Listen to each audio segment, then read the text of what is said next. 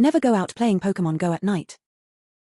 It was in 2018, back when I lived in the suburbs of Paris. I've been playing Pokemon Go since its release, and I used to go out at night to play, always with my best friend on a voice call. It was a night like any other, following my usual route. It was around 2 a.m., and I had already covered a good 2 kilometers. I found myself about 1 kilometer away from home, standing near a Pokestop, catching what I could while talking to my friend, just like every night. It was a residential street with a few streetlights, but quite dark as there was a field just behind it.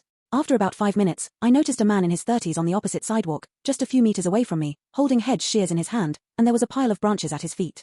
I thought the man was just trimming the branches of his tree. However, when I described the scene to my friend, he said, "You should leave right away, no one does gardening in the middle of the night."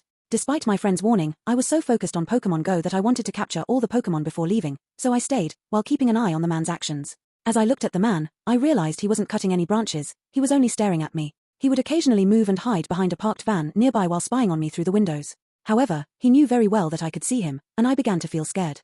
Despite my friends pleading for me to leave, I still hadn't caught all the Pokemon, so I hesitated to go.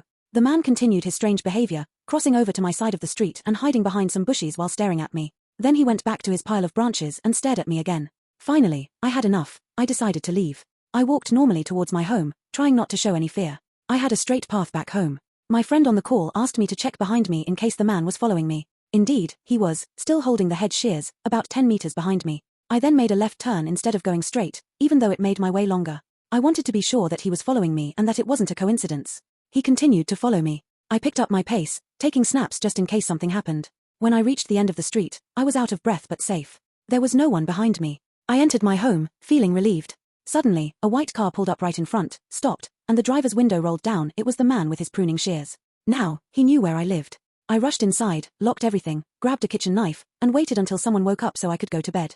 There were no further incidents. Nobody believed me, so we checked the surveillance cameras at home, and unfortunately, I was right. Follow for daily horror stories.